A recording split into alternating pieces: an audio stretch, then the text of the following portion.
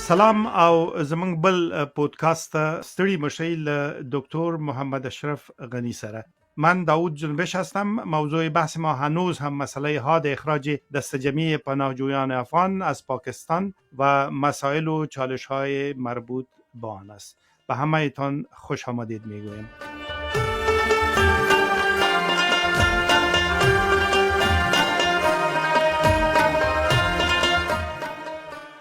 استاد به شما هم خیر مقدم میگم و بدون از اینکه وقت ضایع کنیم مستقیما میرم به طرح سوالات و که او مربوط میشه به اخراج هموطنای مهاجر ما. شما در برنامه گذشته از 3 به اضافه 2 ولایت نام بردین که مهاجرین که تا الحال عودت داده شدن به اونجا میرن. اگر این روند ادامه میکنه که ادامه داره و مهاجرین بیشتر میان، تعداد تغییر خواهد کرد و به خاطر از اینکه مهاجرین که در پاکستان هستند به ولایت و مناطق مختلف کشور تعلق دارند. بسم الله الرحمن الرحیم. تشکر از شما از ایجاد فرصت و سلام های گرم و تمام هموطنان، خواهران و برادران، خاصتا خواهران و برادران که امروز به صورت اجباری در حرکت هستند و اخراج میشن. دعا و امید ما است که وطن ما به حیث یک مادر مهربان، نه یک مادر اندر، اینا را در آغوش خود بگیره و همه را استقبال کنند. در قسمت سوالتان 3 ولایت که من ذکر کردم در درجه اول قرار داره. حداقل 10 ولایت جاهای برگشت مهاجرین ما از پاکستان هستند و 10 ولایت دیگه محلهای بازگشت مهاجرین ما از ایران هستند. و اگر به صورت جمعی ببینیم، این تو ولایت افغانستان نیست که محل بازگشت در آینده قرار نگیره.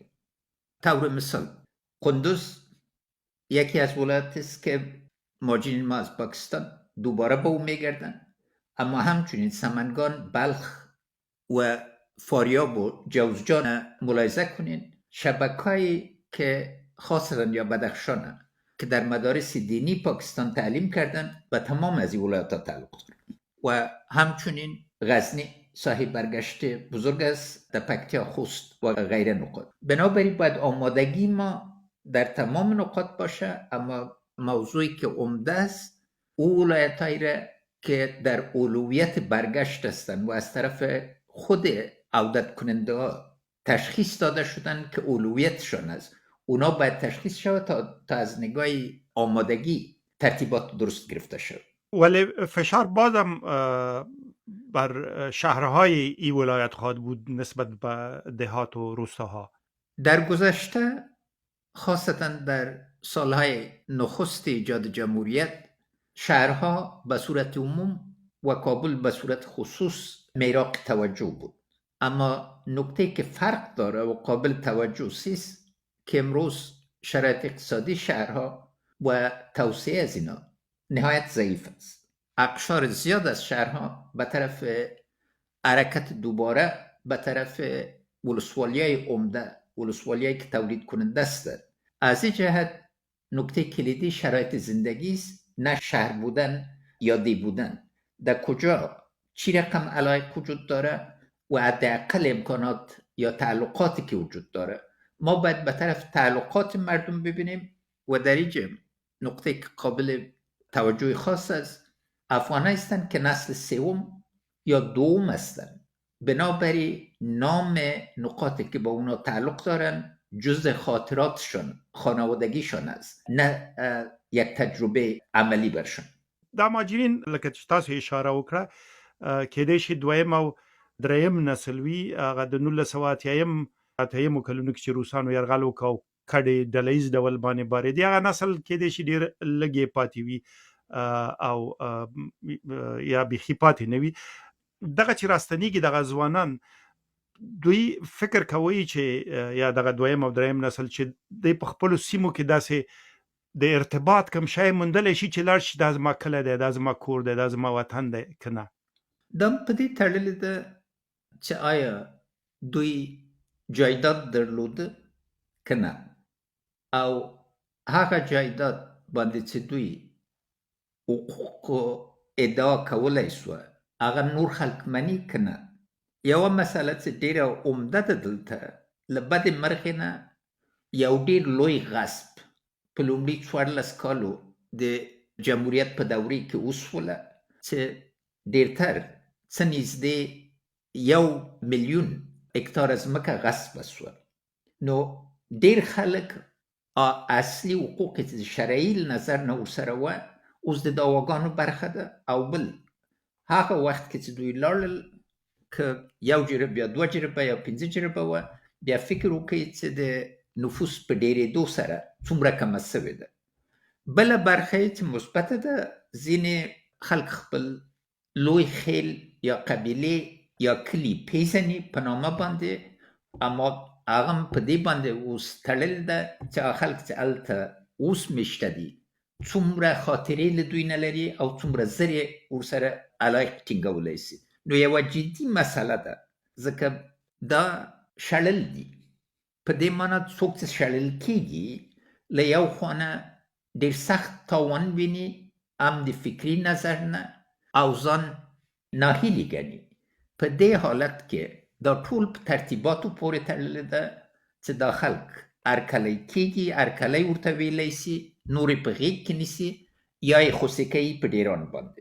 مسئله که در اینجا پیش می آید است که این نسل دوم و سوم مهاجرینی که برمیگردن چون یا اصلا در کشورشان نبودن، در قریه و دیشان نبودن یا بسیار کم بودن، ارتباط اینا، تعلق اینها با میهن اجتماع محلی تا چه حد قوی خواهد بود؟ یعنی اینا احساس تعلق خواهند داشت یا پیدا خواهند کرد؟ در قسمت پیدا کردن هیچ نوع مشکل نیست چون بسته با آغوش باز داره. اگه آغوش ملت، همه ملت برای برگشت کننده باز باشه، تعلق فوراً ایجاد میشه و ریشه عمیق میشه. اما اگه بالعکس خدای نکرده با تعصب رفتار شوه یا کوتاه‌بینی وجود داشته باشه و عمق توجه وجود نداشته باشه یا ایره مسئله برگشت مهاجرین به یک برخورد سیاسی منفی بدل کنیم، این باز نتایج وخیم داشته می باشه چون استقبال یا عدم استقبال اولیه نتایج بسیار زیاد داره. یعنی تنها مربوط به عودت کننده ها و برگشت کننده ها نمیشه، یعنی جامعه خودشان هم باید از طرف خود کارهای انجام بدن که اونا حس تعلق پیدا کنن. مطلقاً برگشت کننده برمیه به وطن به اساس حس یک حق طبیعی، سیاسی، بشری و الهی.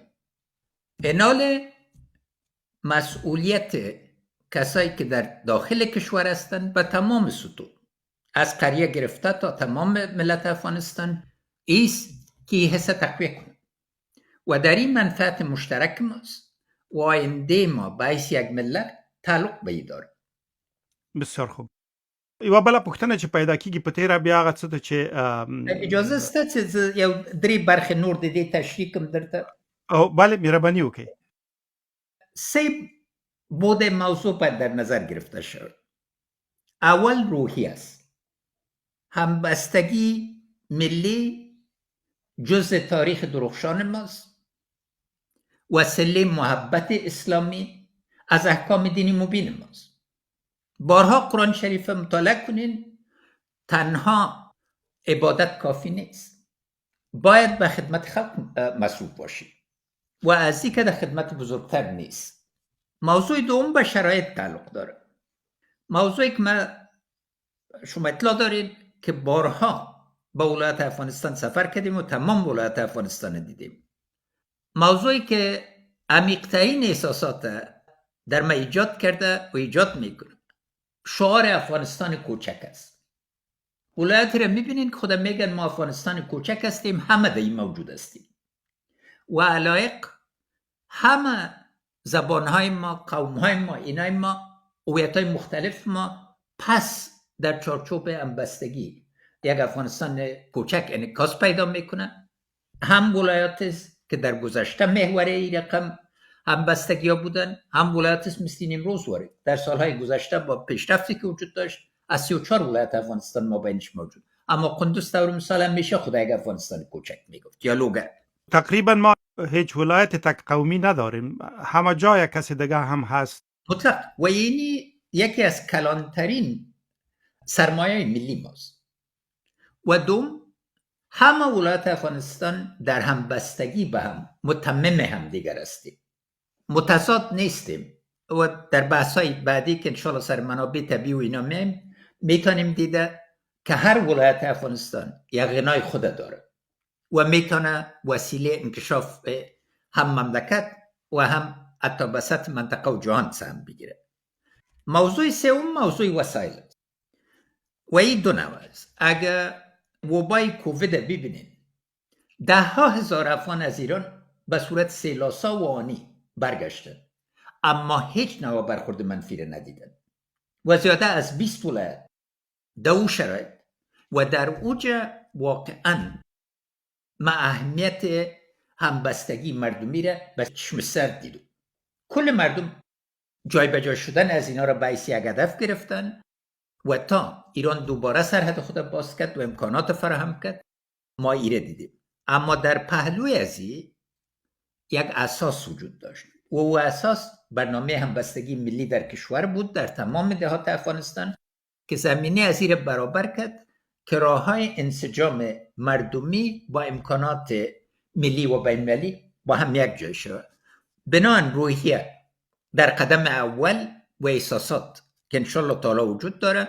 دوم شرایط باید به صورت اساسی با خونسردی کامل و با توجه اساسی تحلیل شود، جمع بندی شود. و سوم برنامه‌ای که قبلا وجود داشت چطور احیا شده میتونه، برنامه‌ای نوی که ضرور است به چه شکل باید مطرح شد. بله، زه اول د خپل تجربې له مخې داسې فکر کوم، بیا دا تجربه غواړم په کسانو باندې چې راستنیږي عامه کم. مثلا زما بچیانو کوچنیانو په روسیه کې درس وایي، روسي ژبه یې زده کړه، د هغه ځای له ارزښتونو سره بلد شو، بیا لندن ته راغله، دلته د دوی سره بلد شو، سره د دې چې ما د وطن سره مینه، له مذهب او دین سره مینه دا په زړه کې ور اچولې ده. خو کم تعلق چې زه له خپل وطن سره وینم او کم چې دوی ویني توپیر لري، د دوی اخیستنه او زما جلا ده. نو دغه نسل چې اوس راستنیږي، د دوی ادغام به په داسې یوه ټولنه کې چې دوی ورسره دغسې روحي او احساسي رابطه نه لري، څومره اسان وي؟ خبره د آسانی نه ده، خبره د ارادې ده. په دې معنا چې دوی خو په خپل زړه برته نه راځي، اخراج سوي دي. بل د افغانانو تجربه په ګاونډي هېوادو کې، دا لویو دوه هېوادو کې چې اکثریت د موږ دي، په پاکستان او په ایران کې دا نه ده چې څوک یې پرېږدي چې هیر کړي چې افغان دي. هره ورځ پیاده‌ای چې مهاجر یې افغان یې دوم درجه حیثیت لري. نو یو برخه یې دا ده چې دا یې په یاد دي. د ژبې له نظر نه لومړۍ ستونزه ده، ځکه هغه وخت کې ستاسو یادونه وکړه چې د شوروي په یرغل کې دوی ووتل، اکثریت د افغانان په دوه یا درې ژبو باندې پوهېدل، خاصتا دری هم د بازار ژبه وه او هم د ادارې ژبه وه. اما اکثریت چې موږ او تاسې چې د ادبیات پوهنځي کې د مثال په توګه وو، ما نیم وخت په پښتو کې درس ورکاوه، په عین صنف کې نیم وخت په دري کې، او خلک پوهېدل. اما زه چې د مات شرف د خدمت د پوهنتون د ریاست درلود، خلک په دې نه پوهېدل، ځکه چې هغه افغانان چې پاکستان ته لاړل پښتو یې عامه ژبه شوله او اردو او انګریزي زده کړل، هغوی چې لوړ تحصیلات وکړل. په ایران کې په یو ژبې باندې بدل شو. نو دغلته د مسله د دې ده چې دې په جای دا په ستونزه بدل کړو. دې ته باید په یو لومړیتوب پیسو وګورو چې څنګه یو خاوره چې منځ کې دوه عمدې ژبې او نورې درېیمې ژبې دي چې رسمي ژبو حیثیت لري، خپل ځای کې موږ د شرایط د دې برابر کړو چې بیا مشترکه پوهه راسي. کانادا ته ګورئ فرانسوي ژبې یو اقلیت دي، اما ټول کاناډایان دا مني چې باید دوه ژبې وي. د دې دوه ژبو افهام و تفهیم ملي وحدت دپاره زښته ډېره ضرور ده. که د ملي وحدت له زاویې نه لاینکونه دې ته وګورئ، دا ډېره توجه غواړي، اما که دا په خپل سر پرېښودل سي او څوک ورته توجه ونه کړي، نو بیا دا جذبېدل سخت کار ده. بله برخه یې تحصیل ده، معرف ده. معرف او لوړ تحصیلاتو باندې څه رقم باید اقدامات وسي. نن له بدې مرغې نه دا زموږ د کمزوري ټکی ده، ځکه یو ملي نصاب چې باید واقعا دا ټول ابعاد نظر کې ونیسي د توجه معیار کې نه ده. دا هم ډیره مهمه موضوع ده. په تیره بیا زما خپله تجربه ښیي کوم کسان چې پاکستان یا ایران نه په تیرو د جمهوریت په 20 کالو کې په بېلابېلو پړاوونو کې راستانه شو، هغوی له هغه ارزښتونو سره چې نورو افغانانو میشتو افغانانو درلودل آشنا نه وو. دغه ځینې بحرانونه، کړکېچونه چې د ځینو اصطلاحاتو په سر رامنځته شو، له دې امله چې دوی هغوی سره بلد نه وو، آشنا نه وو. دغه ډول دغه ځینې کسان چې په پاکستان کې لوستونه کړي دي اوس راستنېږي. زه په سوشل میډیا په خواله رسنۍ کې تعقیبوم، کله مثلا د بیرغ موضوع راشي، ملي بیرغ، نو دا څه شی دی؟ نو خو یوه تکه ده. په داسې حال کې چې د نورو دپاره هغه کسان چې په خپلو ښوونځیو کې روزل شوي دي، د دغه بیرغ تر سیوري لاندې لوی شوي دي، دا ورته هسې یوه تکه نه برېښي، دوی ته یو ارزښت برېښي، لکه هماغسې چې جغرافیایي ارزښت دی، هماغسې چې تاریخي ارزښت. نه بالکل د تاسې تشخیص سره زه موافق یم. دا اسانه مسله نه ده او ورباندې زر نه سي تېرېدلی، اما ما توجه لکه تل غوندې په دې باندې ده چې برته د افهام تفهیم د ټولېدلو د یو کېدلو څنګه طریقې برابرې کړو چې نور تشنجونه رانیسي. اوس د مثال په توګه زه کابل پوهنتون ته لاړم، یو لوی جنجال په دانشګاه او پوهنتون باندې. زما اشاره هم همدغه ته وه. اما ما څه وکړل؟ ما ورته ویلې اول د دې نوم دارالمعارف و، بیا پوهنتون سو، دواړه پوهې باندې ده. شی چې زه یې تاسې منځ کې نه وینم، ما اکثرو محترم محصلینو او استادانو ته ویلې پوهه ده. یو باطلاق هم جوړ کړی، یو ډنډ هم جوړ کړی. ما کار دا ده چې لومړی دا ډنډ پاک کړم چې ذهنونه پاک سي، پس له هغه نه تاسې ورته نور شیان ویلی سئ. اما په دې باندې اصلي خبره چې د پوهنتون کې احترام فضا او د لوستلو، لیکلو او بحث فضا ده، دا مه خرابوئ. او دې ته موږ نتیجې ته ورسېدو، لومړیتوبونه باندې نتیجې ته ورسېدو، جنګونه ختم سول. اما په عین زمان کې داسې تلویزیونونه وو چې موږ ټول ملي اصطلاحات یې وګرځول او سرچپه یې کړل. دغلته ضروره ده چې برته ټول پوه سي چې ژبه د افهام و تفهیم دپاره ده، د ټولېدلو دپاره ده، نه د ویشلو دپاره. یو بل باید ومنو او اوس باید پوه سو چې د یو بل له منلو نه پرته بله لاره د ژوند نه لرو. در کنار دهها مشکلی که عودت مهاجرین از کشورهای همسایه بالقوه میتونن با خود بیارن، یک هم همین مسئله است که خوب شد اینجا صحبت شد.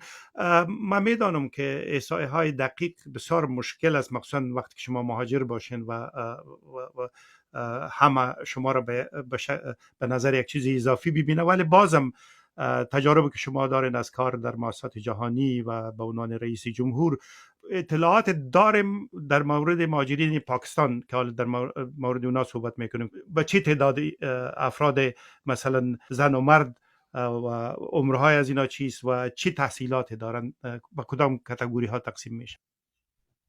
چند بود مسئله خدمتتان ذکر کنم. اول در دوران مسئولیت ما افتخار عزیر داشتیم که همراه مهاجرین ما در پاکستان به صورت دوامدار دید و بازدید داشته باشیم، هم به صورت دوامدار وقتی که نماینده‌هایشون تشریف می‌آوردن به کابل یا ولایت دیگه، و هم هر باره که ما در اوجه سفر کرده بودیم.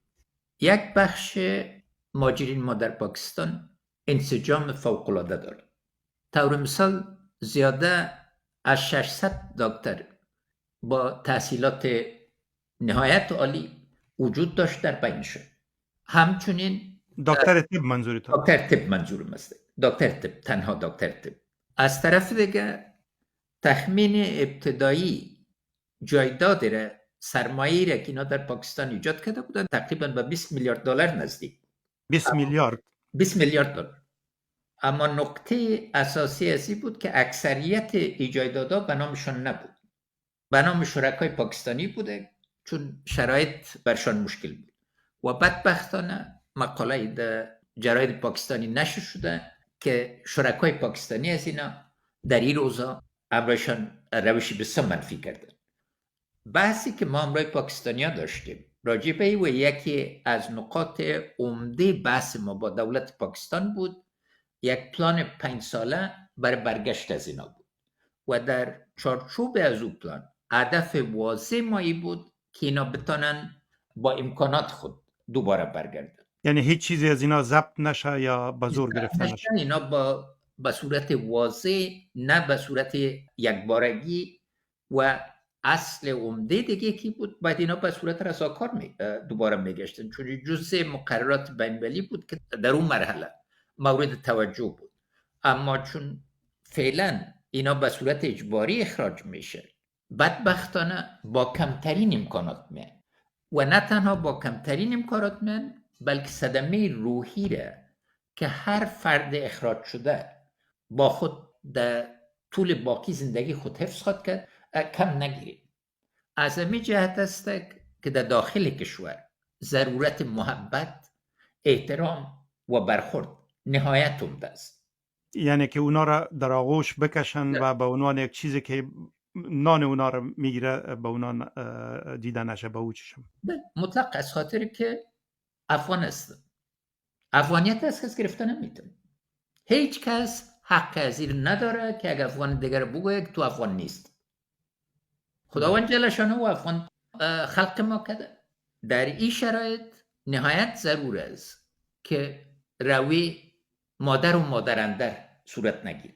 همدلته غواړم استاد چې دا پوښتنه لږه واضح کړم. تاسو ویل چې 60 میلیاردو پورې د افغانانو د کاروبار او د سرمایې اندازه رسیدله. ځینو ماته په شخصي صحبتونو کې ویل چې یو شمېر یې کېدای شي کورونه او ودانۍ او دا شیان وي، خو دا نغدې چې دوی لري په کاروبار کې اچولي دي په مختلفو ځایونو د کراچۍ نه نیولې تر پېښور او کوټې پورې او شاید نورو ښارونو کې، دا لږ تر لږه 6 میلیارده دي. که احیانا دغه هم صحیح وي، دا 6 میلیارده ډېر لوی رقم دی. او د پاکستان حکومت سیاست دا دی چې مهاجرین ځان سره چی نشي وړی، د 50,000 کلدارونه چې ډېرې لږې پیسې کې زیاتې نشي وړی. قانوني لارې شته چې افغانان بیا دغه خپله سرمایه راوباسي، یعنې کوم ځای کې د دعوې ځای شته که نه؟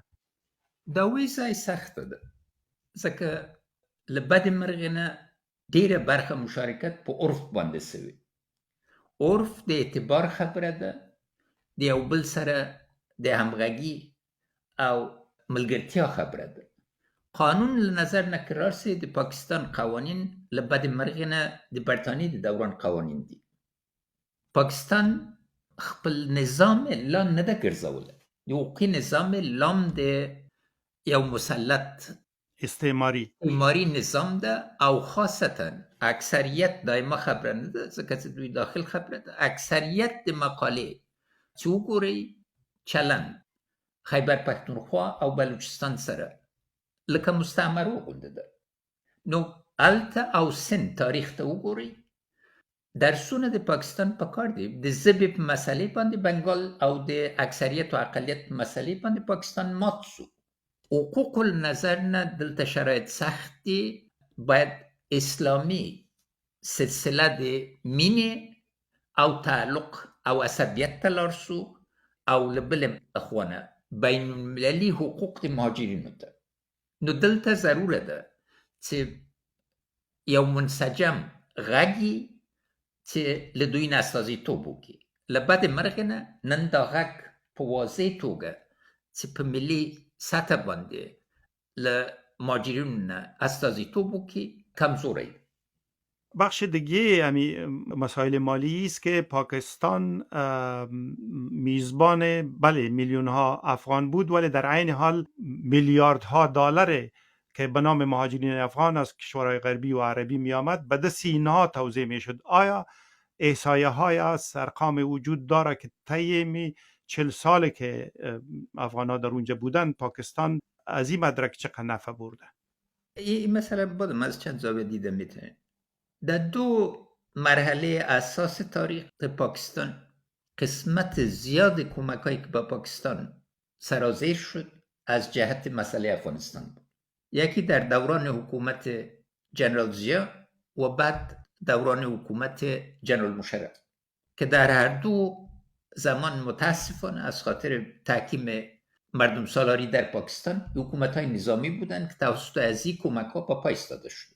در دوران جنرال ضیا تمام کمک ها از طرف پاکستانی انجام داده شد، مثل که تنها به سازمان های اجازه فعالیت دادن که مورد قبول از اینا بود. میلیاردها دلار در اینجا سرازیر شده و فیصدی که واقعا مصرف شده و جزء اسناد سری از ایناست، اما ارقام عمومی در میلیارد هاست. و دوم در دوران حکومت جنرال مشرف تا برآمدن امریکا حدود 18 میلیارد دلار تنها بر از اینا کمک شده. یکی کمک های مستقیم بود که به اینا پرداخته می شد، یکی پول هایی بود که به نام مهاجرین می آمد و اینا بخش از اون توزیع می کردن و ادعاهای وجود داره که بخش از این توزیع نشده و پاکستان برای خود گرفت. فساد اداری یکی از پدیدهای شوم است که در مورد اعتراف همه قرار داره و موجودیت کمپا، شیوه توزیع، نوعی ازی همه ازی به اساس روابط استوار بود، نه به اساس ضوابط. د غرض د مهاجرین چې را روان دي عکس العملونه خبرګونونه ورته بیلابیل دي. په خواله رسنۍ سوشل میډیا کې داسې خبرونه ما ولیدل چې وایي د پاکستان نه د غچ لپاره اوس باید ځینې کارونه وشي. په دې لړ کې مثلا یو داخل کې یو ټلویزیون ریپورت ورکړی و چې د کونړ سیند باندې چې ظاهرا باید د پاکستان نه اوبه راستنې کړي، د بند د سروې کار بیخي بشپړ شوی او عملی کار شروع کېدو ته لاره جوړه شوې ده. دلته دوه پوښتنې لرم. لومړی دا چې آیا په دغه شرایطو کې د غچ خبره سمه ده که نه؟ دویم هغه وخت کې چې جمهوریت واکمن و هم د کونړ سیند باندې د بند جوړېدو خبرې وي، یو څه کارونه وشول، زه نه پوهېږم که په هغه باره کې معلومات راکړئ چې کوم ځای ته رسېدلي وو او دوی د هماغه ځای نه کېدای شي پیل کړي که داسې تشه خبره ده؟ چاپیریال په ډیر سخت بدلون کې د جناب جنبش صاحب پخوا د بندونو ډیزاین یا انسجام نقشه چې جوړېدله 50 کالو یا 100 کالو دپاره به وه. اوسني شرایطو کې باید حتی تر 1000 کاله نظر کې ونیسئ. نو دا هر چیرې غږېږي چې پخواني سروې د داود خان مرحوم په دوران کې سوی وه یا د امریکایانو سروېګانې وکړلې یا نورو. ما دا ټول وکتل او غیر له ابتدایي کارونه دا نوسي. د مثال په توګه هغه چې د امریکا اردو کړې وه، هر بند جګوالی بېل توپیره 100 متره و او هر متر کې ډېر خلک بېځایه کېږي. نو دلته د ډیزاین خبره ډېره جدي ده. دی باندې باید دقیق فکر وسي چې موږ اقدام ونه کړو. ما ته مفکوره راکړه، دې باندې به یو جدا پودکاست ولرو انشاءالله. آشای چې د کېدو د ډېر زر د خپل کابل سیند ده، ځکه دلته ټول کابل سیند ما طرحه دا وه چې په یو سلسله د بندو د برق د برېښنا د تولیدولو باندې بدل سي او موږ دې کارونه برابر کړي وو. ځکه دې کې د اوبو د ویشلو موضوع نه ده او نوې طریقې چې راغلي دي تاسې کولی سي خاصتا که د لمر نه برېښنا تولید سي چې اوبو پاس وخیزوي او برته یې شپې په کار واچوي چې دوامدار له دې نه ګټه واخیستل سي. د کونړ سیند دوه برخې لري. یو دا چې اوبو هم ځي هم موږ ته راځي. له دې نظر نه که بینالمللي پیسې غواړئ هغه د دواړو ملکونو ګډون باید پکې. یعنی منظورم دا دی چې د اوبو یوه برخه له هغې خوا نه راځي چې له هغې خوا نه راځي. نو دلته خبره په دې کې ده که له باندې نه پیسې غواړئ باید موافقه ولرئ. همدې دپاره د کجکي د بند دوم مرحلې کې ما بینالمللي پیسې وانخیستل، موږ خپلې پیسې ولګولې ځکه موږ نه غوښتل چې په یو لوی جنجالي شي کې راسو او خپل حق له لاسه ورکړو، ځکه چې مایده واضح وه او د مایدې په چوکاټ کې اقدام کولی شو. دلته څوک بین المللي قانون نظر نه، دې باندې به شاید په بل پودکاسټ کې تاسو تفصیلات وغواړئ. څوک چې سراب ده لومړیتوب لري، او څوک چې کته دي خبره په دې کې ده چې هڅې چې جوړ کړي دي آیا د سراب په موافقې جوړ کړي دي یا په خپل سر جوړ کړي دي. نو دلته مذاکرات پکار دي. په دې مورد کې سراب افغانستان دی. د موضوع کې سراب افغانستان ده، اما په ګډم ده، ځکه چې یو برخه چې زی کونړ زی اخواته د کرښې بیا برته راځي، نو دا باید نظر کې ونیسئ. خبره دلته یوازې د برق ده، ځکه د کونړ اوبو دا لوی دوه بندم چې نظر کې دي چې په حدود د 1000 میګاوات څخه ډېرتر امکان د تولید است. د کار اوبو نه راځي. د کار د اوبو دپاره د کونړ له اوبو نه هغه طریقه چې مرحوم ډاکټر ناکامورا منځته راوړل، له هغه نه بل بې طریقه نشته. ما غوښتل همدغه پوښتنه وکړم چې دا وړې پروژې چې ناکامورا د اوبو لګولو دپاره کړې وې، دغه تر ټولو ګټورې وې. دا له ټولو نه یوازې ګټورې دي، دا له ټولو نه د اوسني چاپېریال سره سم دي. مګر پوهېږئ چې د هغه مینه خاصه وه، خدای دې ورباندې رحم وکړي، ځکه لاړ د 400 کاله مخکې د جاپان د بند جوړولو طریقه یې بیا زده کړله، دا یې موږ چاپېریال سره تطابق ورکړه او په یو مینې دا جوړ کړه، او دا ټول مصرف یې $5 میلیون و.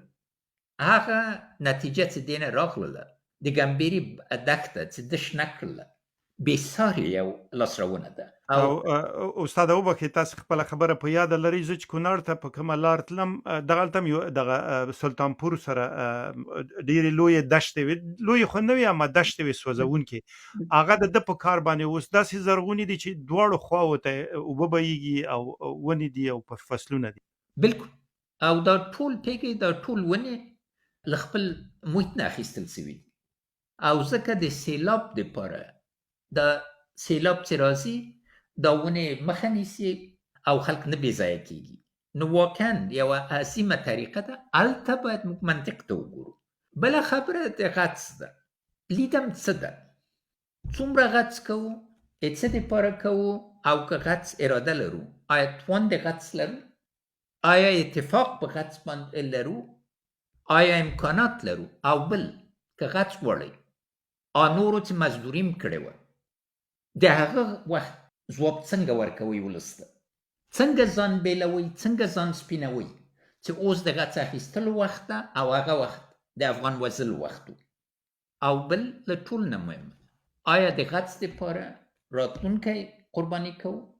هر خبره چې په منطق باندې ولاړه وي ځای ته رسیږي.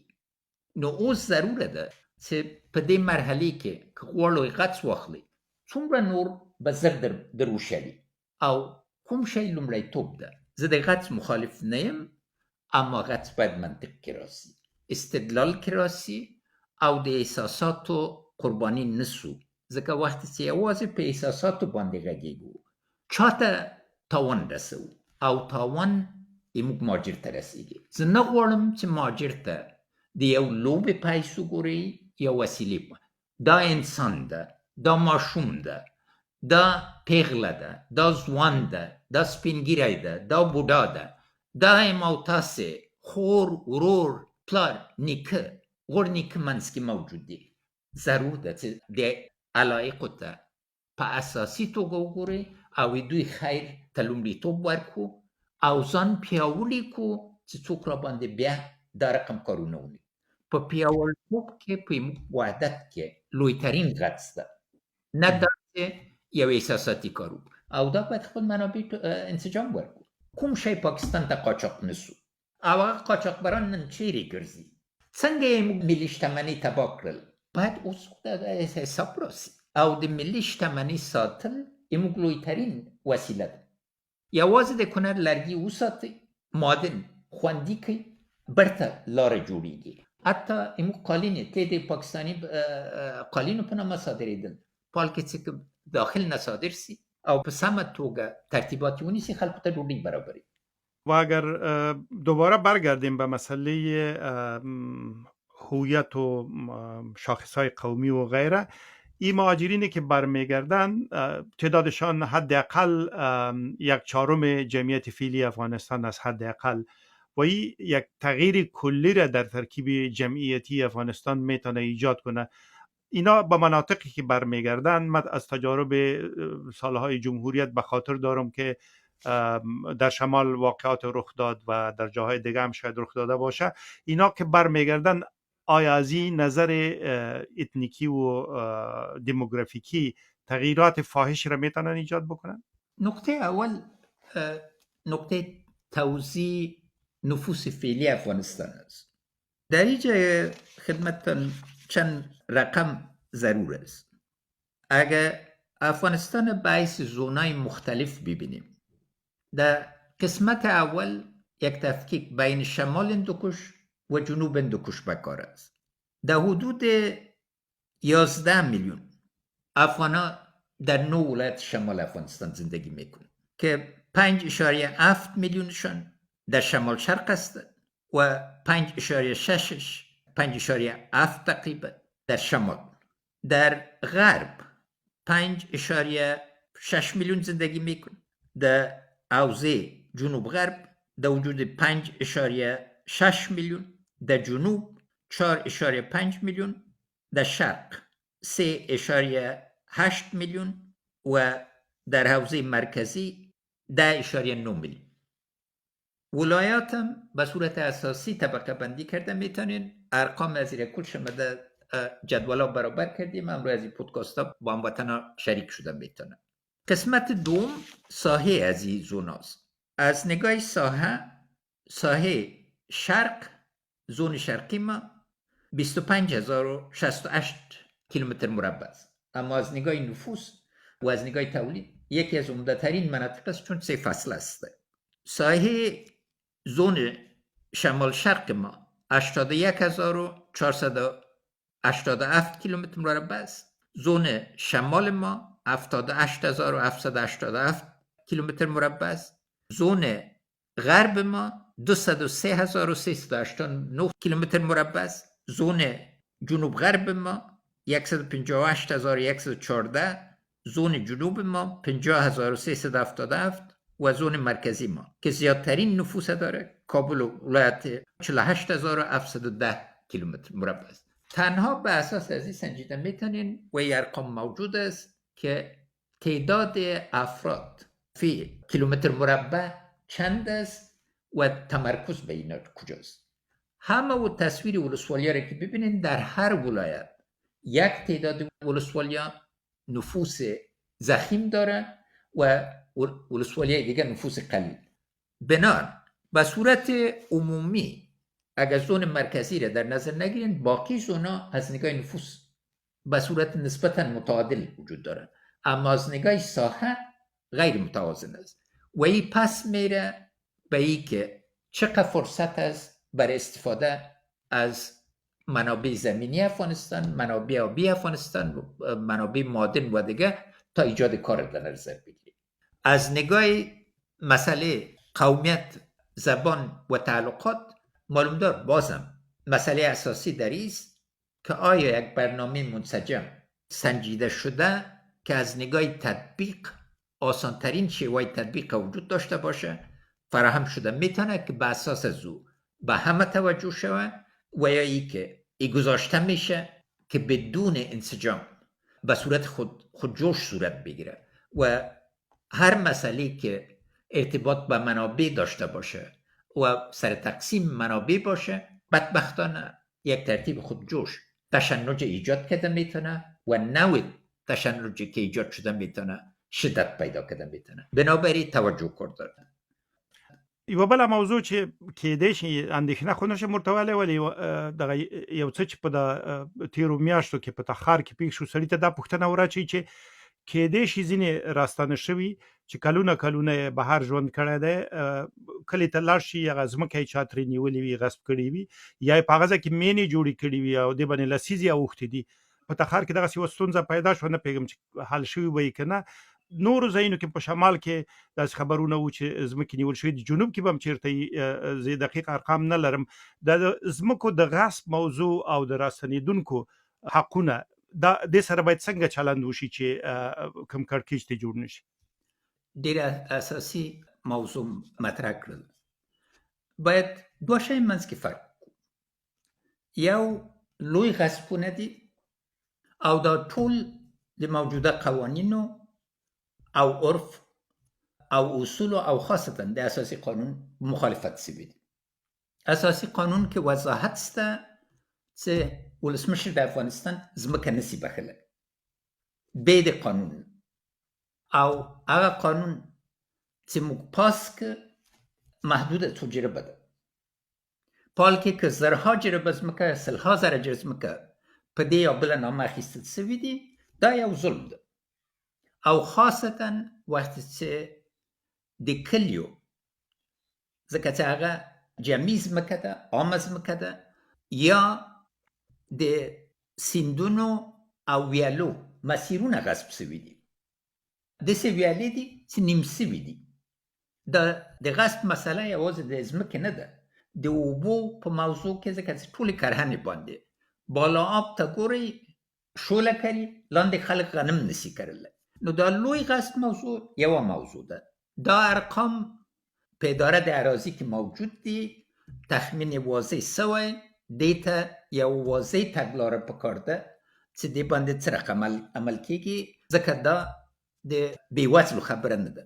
دوم، هغه ځایونه چې آباد سوي دي او ورباندې آبادۍ سوي دي او هم ډېرو بېوزلو او هم نورو عرف جوړ سوی، دلته یوه واضح لاره پکار ده چې دې بدیل څنګه باید منځته راسي، چې له یو خوا نه دا خلک چې په کلونو یا لسیزو کې کورونه او جایدادونه او دا جوړ کړي دي، دا باید رسمي سي. اما په بدل کې موږ یوه طرحه جوړه کړې وه چې هر له دوی نه باید یو فیس واخیستل سي، او هغه فیس په دغه خلکو باندې چې برته راځي او شرعي حقوق یې درلودل، د دوی حقوق باید تأمین سي له دې لارې نه. نو دلته سنجیده اقدامات پکار دي چې اول ټول ارقام او شواهد په اساسي توګه سره ټول سي، او دا وخت چې تخنیکي ظرفیت موجودي او یوه ملي نسبي اجماع، لازمي اجماع جوړه سوي، دا ډېره سخته مسله نه ده. او پس له هغه نه اساسي خبره په دا کې ده چې څنګه حق حقدار ته رسیږي. او دلته ستونزه شته، ځکه چې همیشه د فساد و رشوت خبرې موجود دي. یوه ستونزه به د اسنادو وي، ځکه افغانستان کې همیشه اسناد عرفي و، شرعي قوالې ډېرې لږې وي. بلکل دا سته، مګر موږ خو باید سروېګانې وکړو. خبره نه ده چې یوازې په شا لاړ سو. یو ټکی باید وټاکو چې له دغه وخت نه دغه شاهدان چې موجود دي او شاهدي ورکوي، دا د دوی شهادت د منلو وړ ده، او پس له دې نه به ټول اسناد شرعي سي. دا بلکل ضروري ده، ځکه چې د ودې امکانات او د ځمکې مسؤلیت او د جایداد مسؤلیت او د ټولو اراضیو مسؤلیت درو. اما دا یو منسجم اداره غواړي، لویه پراخه اداره نه غواړي، او منسجم ترتیب غواړي، او له ټولو نه عمده برخه دا ده، دا د خلکو ګډون غواړي. باید په شفافه توګه یې کلیوالې جرګې د ولسوالۍ په سطحه، د ولایت په سطحه دا ټول جوړېدی سي چې خلک په واضح توګه پوه سي. افغانستان کې عامه قضاوت او عامه عقل ډېر اوچت ده. که پوه سي چې حق حقدار ته رسیږي او معیارونه روښانه دي، خلک زر قانع کېږي، او انشاءالله تعالی دا لاره د کېدو ده. اما په شرط چې موږ پوه سو چې دا مسله باید پرې نه ښودل سي چې په یو لوی ستونزې یا بحران باندې بدل سي او عواقب ټولو ته ګران. د دې برخې دپاره خو زیات همدونه مطالب په نظر کې نیولي وو. په دې وروستۍ برخه کې به یوه عمومي پوښتنه وکړم، او بله خپرونه کې به بیا په ایران او ګاونډیو، دغه ایران ګاونډیو هېوادو کې د کډوالو په حالت باندې تم شو. یوه اندېښنه دا ده چې دغه کسان چې راځي، یو شمېر خو خپل کلی او کور لري، قومونه لري، خلک پیژني، خلک یې پیژني. یو شمېر داسې دي چې د متل په حساب باندې دوه لاس او دوه غوږه راستنیږي، نه د هویت پاڼې لري نه بل شی لري، دوی به څنګه تثبیتیږي چې دوی افغانان دي؟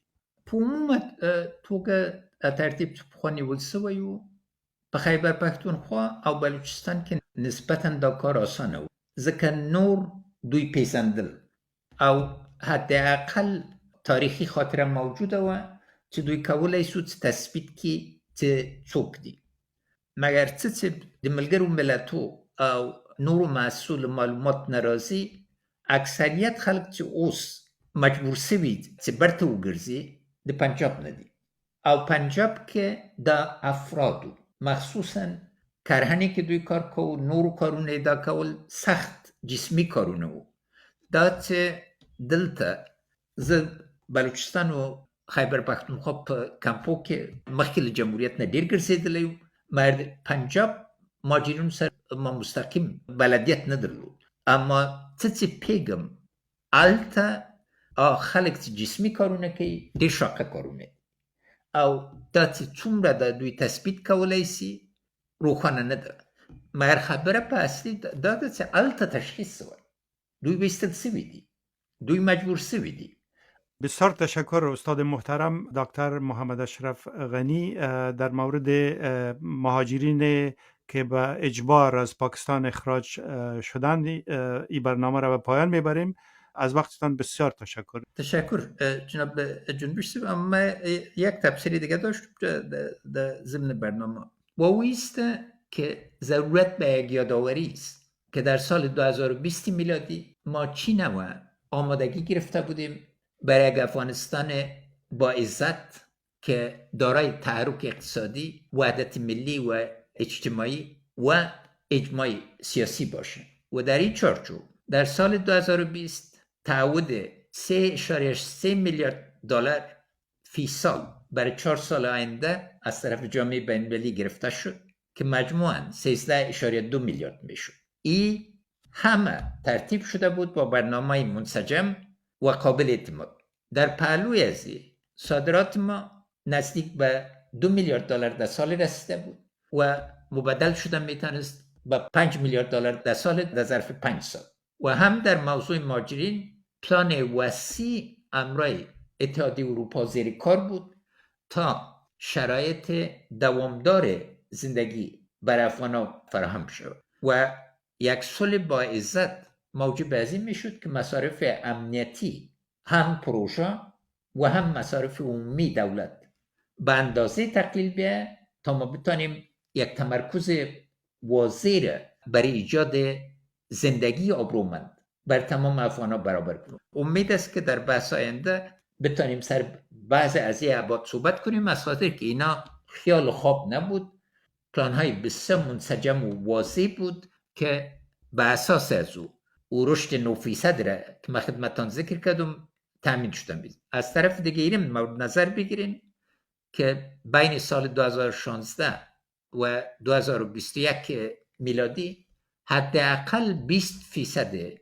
مجموع تولید ملی افغانستان که حداقل به 1.8 تا 2 میلیارد دلار در سال بالغ میشد از طرف طالبان از بین میره و این خود یکی از کلانترین صدمه‌ای بود که سر اقتصاد ملی افغانستان آمد و یک صلح با عزت موجب از این میشد که تمام این ابعادی که مورد تحرک قرار نمی گرفت از خاطر شرایط بدامنیتی به یک تحرک واضح به یک امنیت مثبت و قابل اعتماد مبدل شده میتونست.